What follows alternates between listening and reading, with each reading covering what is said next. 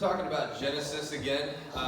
The plan, and when I told this to Jurgen, he actually laughed, which makes me kind of worried. The plan, though, is to go through Genesis and Exodus, and boy, we got some work ahead of us, don't we?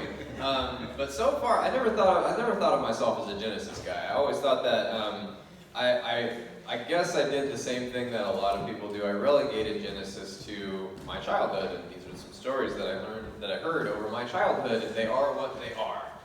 And you don't need to go back to them, basically. You can spend all your time in the New Testament if you want. Well, let me tell you, there's not a lot of room in the New Testament to do that for your whole life.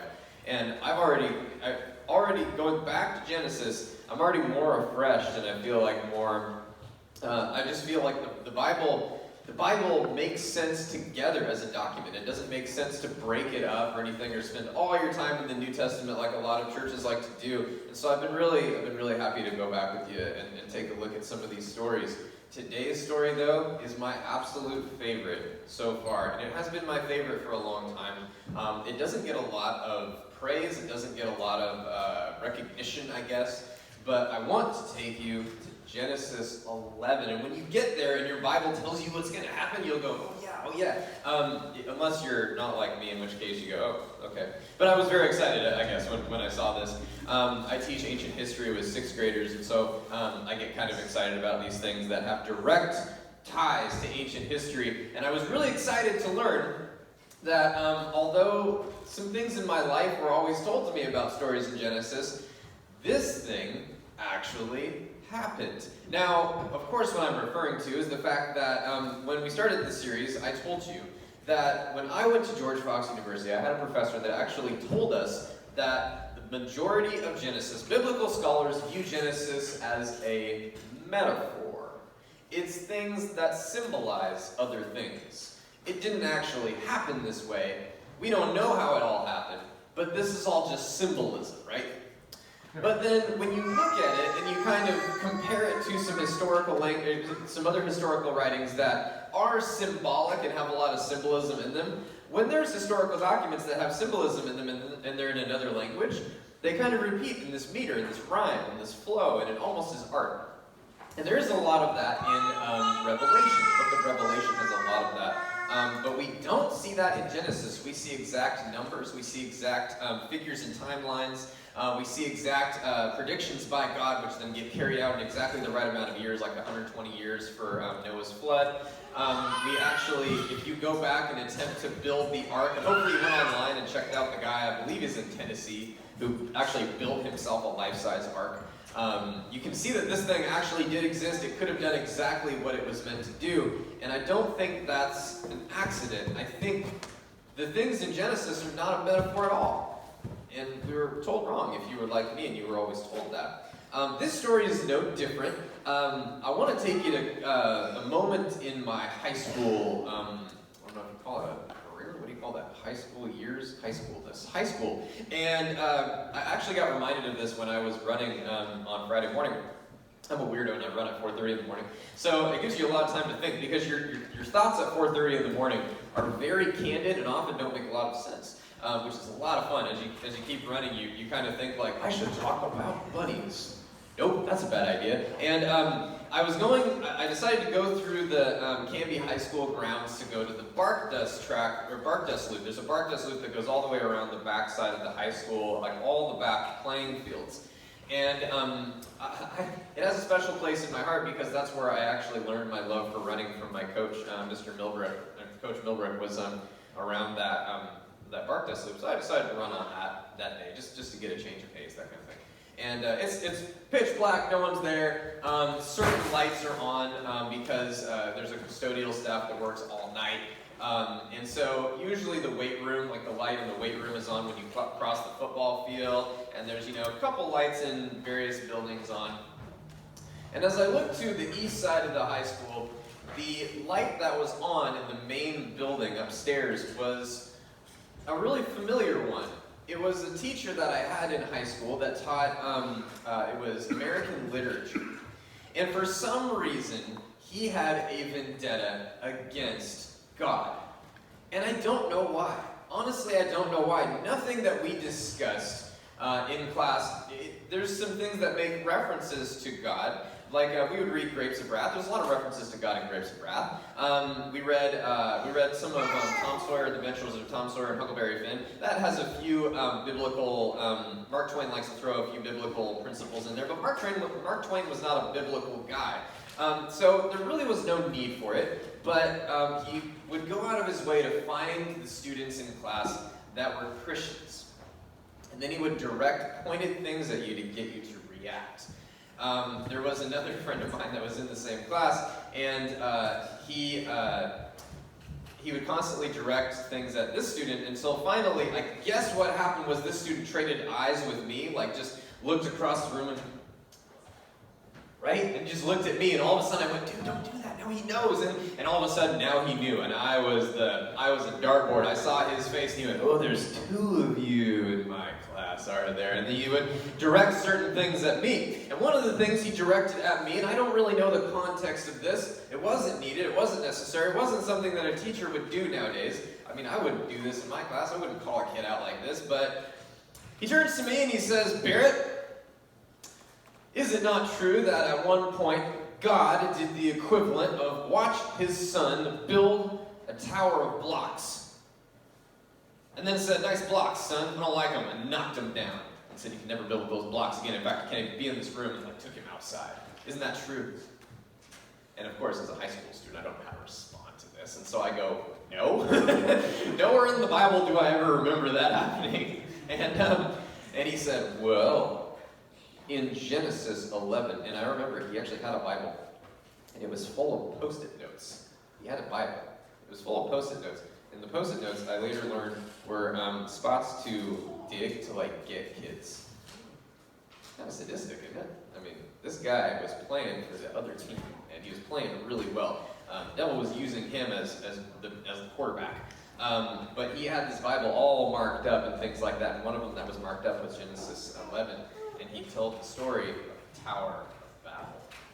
And he said, isn't it true, and he read the story, isn't it true, that God saw these people getting so technologically advanced in their building of structures, he decided it can't happen anymore, and knocked it down, and he read it, and it did sound very much like that.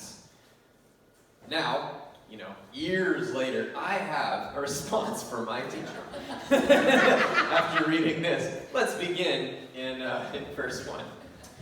Now the whole world had a common language and a common speech. This is not weird, because we're not too removed from the flood. It's already talked about the end of Noah. We're not too removed from the flood in human history. People would have only spoken one language. This isn't strange. They didn't come together and start trying to converse and go, oh, you talk the same way as us? Let's see if we can come to some common ground.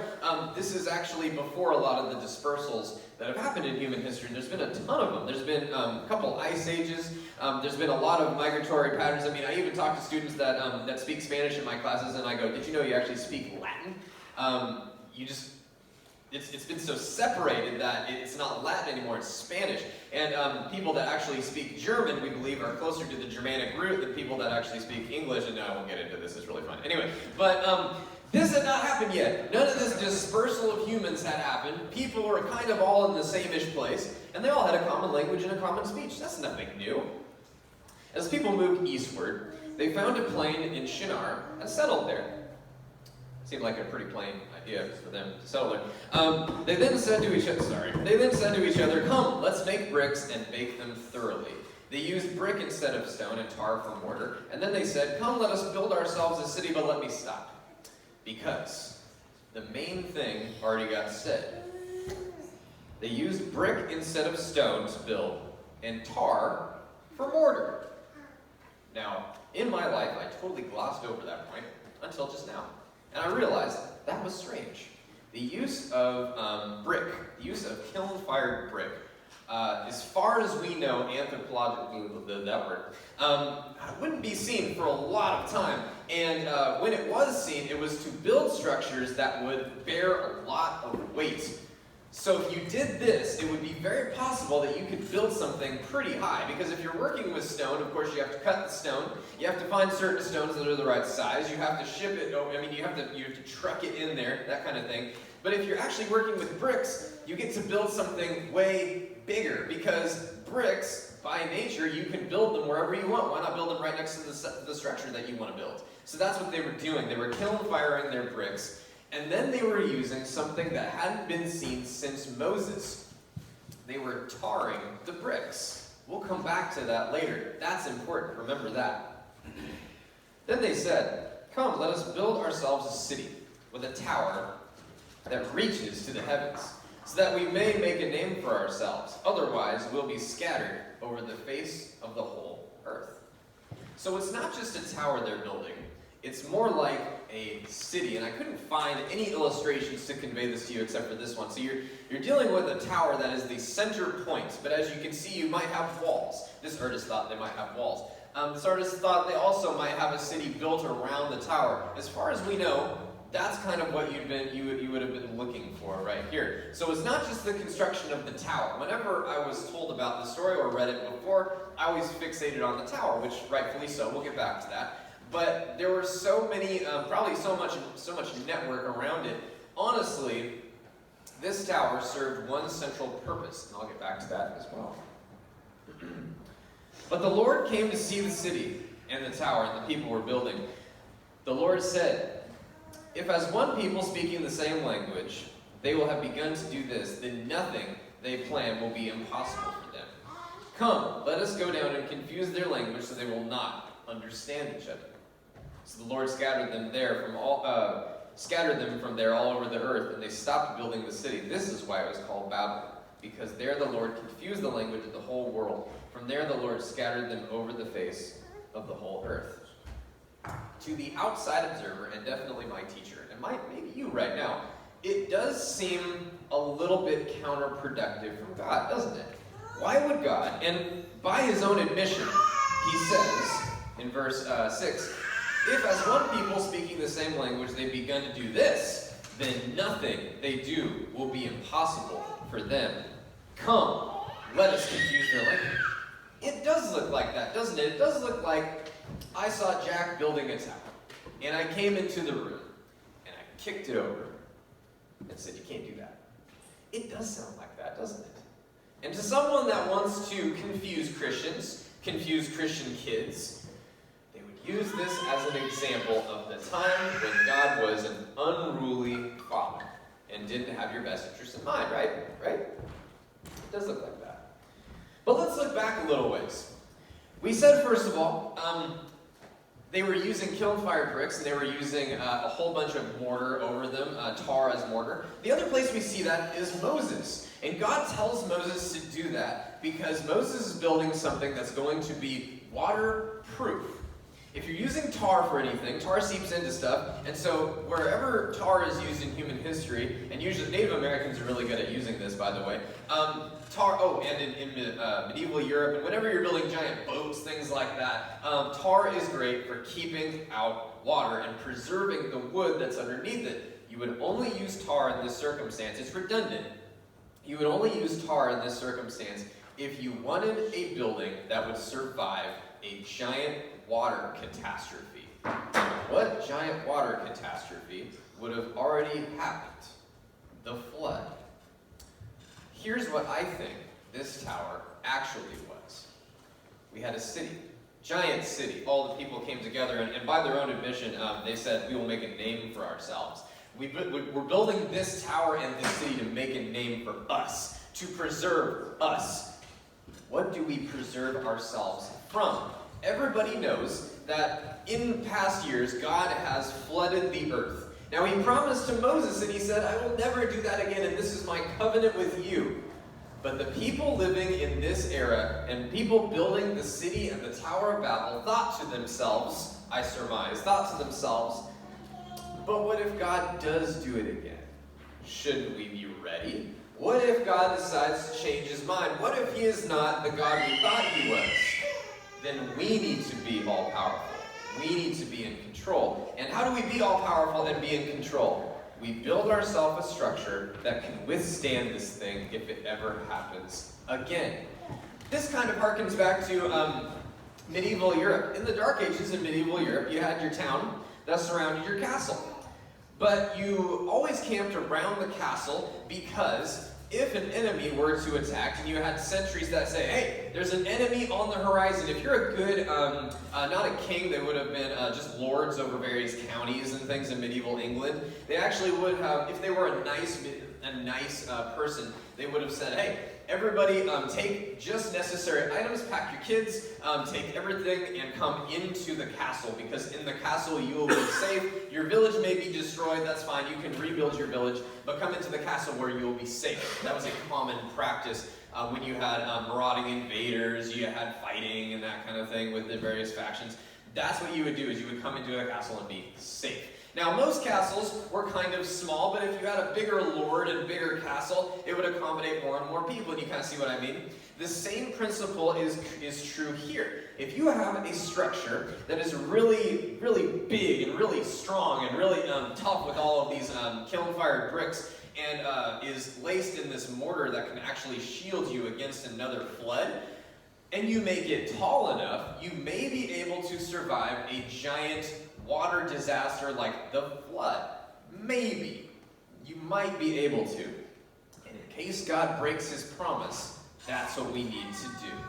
This is people thinking for themselves and not thinking for God's purpose. They've abandoned their faith in God completely. And they've said, let us make ourselves more mighty so that we can withstand that all-powerful God. And they say, let us build a tower to the heavens. Why would they build a tower to the heavens? First of all, because of the level of water. You might want the building to be pretty tall, right? But then also, you do that because what if you want to keep an eye on the big guy? That would make sense, wouldn't it? These people have abandoned their faith and put all of their faith in themselves. I also looked into the translation. In verse 6, the most troubling thing for me was this, when God actually comes down, and instead of saying all of this, God actually just says, the Lord said, if as one people speaking the same language they have begun to do this, then nothing they plan will be impossible for them. Come, let us go down and destroy the thing. We have to go down and take care of this because people will become as powerful as us. That's not the actual translation. It's kind of roughly translated in English. It actually means, if as one people speaking the same language they have begun to do this, then nothing they plan to do will be impossible for them in their own eyes. They will get more and more away from us than they ever have, and they will eventually never turn back to us. That's what this is saying. It's not saying, oh, look at how technologically advanced that man is. We need to do something about that. That's not what it's saying at all. It's saying, if that's the case, if they've already tried to do this, then maybe, if we don't do something, they'll never come back to us. They won't view a need for God, and disaster will strike them. Infighting will strike them, greed will take over, and it will be the end of this great city, and maybe even civilization as we know it. So it's a very prudent thing that God actually did what he did. This is all very interesting to me, because at first glance, first of all, I only saw the tower. Secondly, I only saw God that just basically saw mankind doing something really cool and then went, nope, and just erased the entire thing. But neither of these things are true. These people are in it all for themselves. So first of all, we have to know that this isn't an illustration. This actually did happen. According to Herodotus in 440 BC, I did some research, the Greek historian Herodotus, that we basically think everything he did, putting the entire historical timeline into perspective, we view Herodotus in history as a very credible dude. He went on a trip to the Babylon area, and he enjoyed the Hanging Gardens. He talks about that. He enjoyed all of these things that we probably never see again, and he noticed this one thing.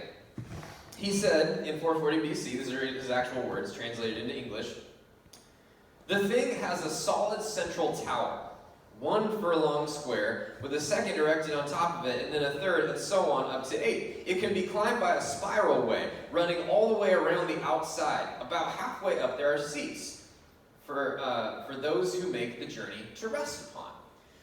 Herodotus saw this thing. There's an outside source.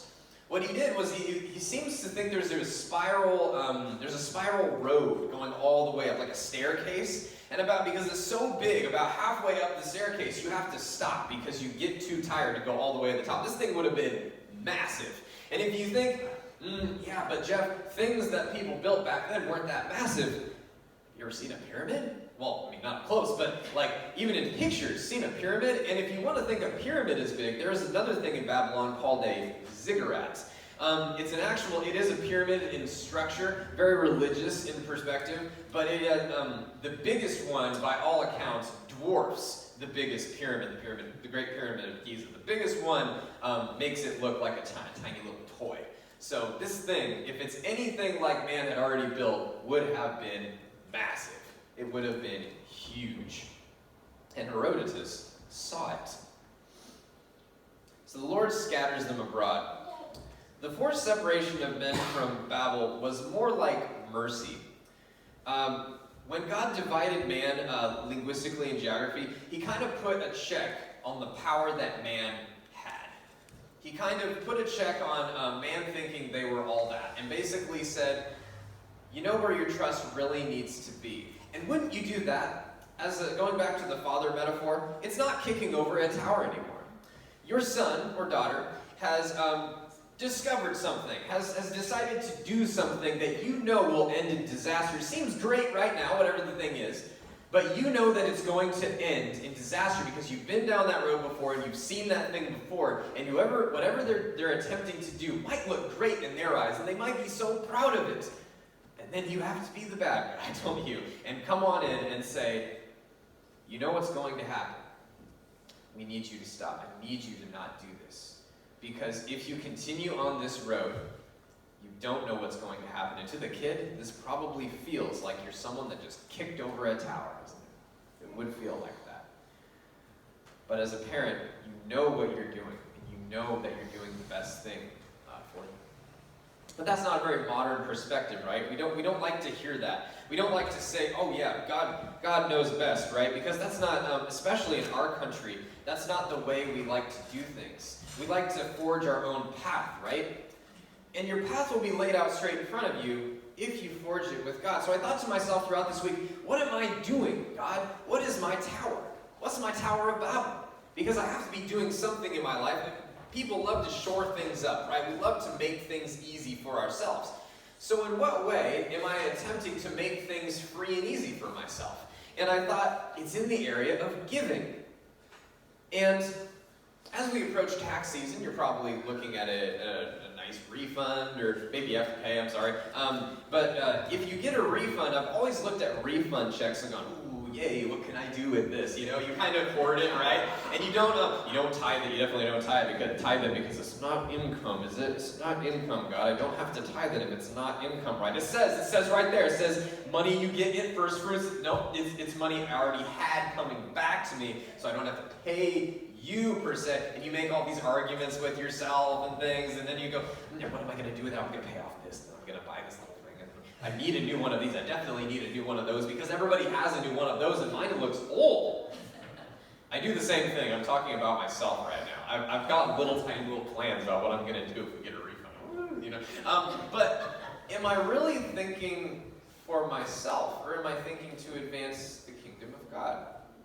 How can I give of my own resources? How can I give of my own time? Because time is money, time is a resource. How do you give of your own time, too? And then I was reminded of this story, too. I'm kind of calling it audible. It's not on the slides there, but it's in Luke 12. In Luke 12:13, Luke is the book of parables. He loves to tell the parables of Jesus, and sometimes I've actually read it cover to cover in Luke. Just to read over those parables again, because so many of them have reflections in lots of children's books and lots of stories we like to rephrase and reframe. They kind of all have a basis here. But this is, in my Bible at least, is called the parable of the rich fool. It just throws the guy under the bus right away. Someone in the crowd said to him, Jesus, tell my brother to divide his inheritance with me. Do it, God. It's my money. Jesus replied, man, who appointed me a judge or an arbiter between you?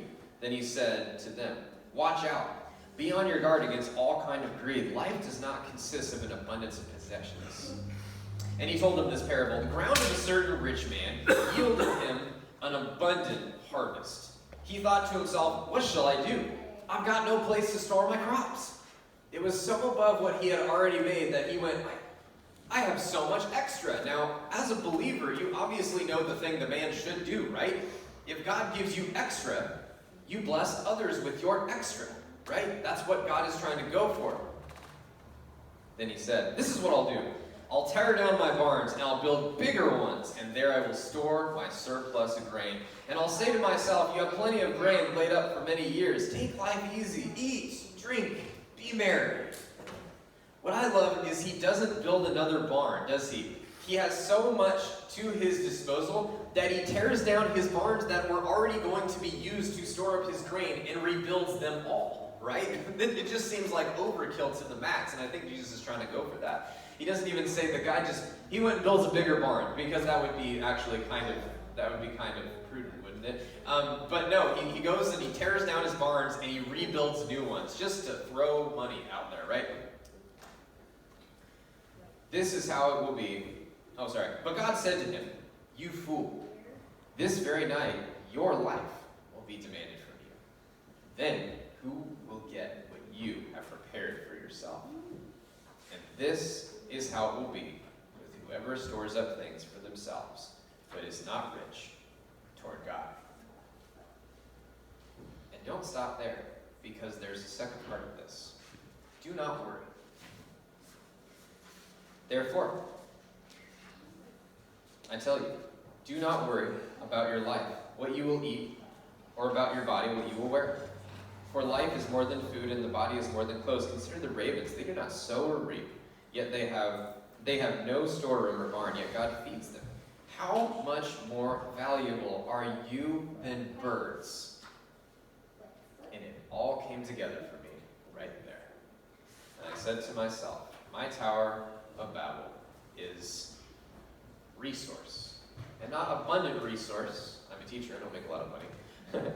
Not abundant resource, right? But just enough, right? Just enough so that God can protect my family. So that I can protect my family just in case God doesn't make it work out. I don't say that to him. I never say that to God. I never even utter that to myself. But under all of the layers, that is my city, that is my tower. And it's a big wall around it. And I put a lot of mortar on that tower. Because what if the deluge comes and God can't save me? But I know that I'm more important to God, right, than a bird. We know this. These are all things that we know, but it all came together for me when I read that phrase.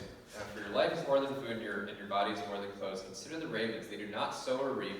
They have no storeroom or barn, yet God feeds them. How much more valuable are you, Geoff, than a bird? All makes sense now. What's your tower? What's your Tower of Babel? What's your city? How shored up is it? You might have to dig down a little ways. I didn't know this existed for me until this week, or to the extent that it does until this week. But my tower is giving enough margin between error and where we are so that just in case God can't save me, I can save myself. Does God want you to live that way? To be worried every month, every year about what things that are going to happen, what kind of tax refund you're going to get, that kind of thing. Looking at every single, check and balance and every single thing that happens, and birthdays that come up, and Christmas and things like that. Oh goodness. Or does God want you to be extravagantly generous with your time, your money, your witness? The time you give is especially important. I'm terrible about that this year at school, because I want to leave right on the dot, right when my contract hours are done. I'm out the door. I gotta go. And that might be true. I have to get home and I have to help my family out. But during the time I have at school, that means I need to maximize the time that I give to my students, the time that I give to other people that need me. My time is a resource too. I shouldn't be hoarding that for myself. When I'm at my job, I should be 100% at my job. I'm being paid to do that, and I don't work for my boss. I work for God. And if I'm working for God, I need to be all there, 100%. And not just going, oh, I feel a little tired. I think I'll take this a little bit more easy. Because I know God's going to sustain me. So this week, find your tower. And don't wait for God to help you tear it down. Go to your tower yourself and say, look, God, I'm going to dismantle this. I know you've got me. And I know that your promises are true. Let's pray. God, we thank you that history is so vibrant and alive in Genesis, and that it's not just stories. It teaches us things, and it's an object lesson for things that we go through daily. It's an object lesson for things that we really need to dig down deep to find the root of the problem in our lives when it comes to building a tower and building whatever security it is around us, so that, just in case God can't save me, I can save myself. God, I pray that you would eliminate that from me, that you would compel us this week to search that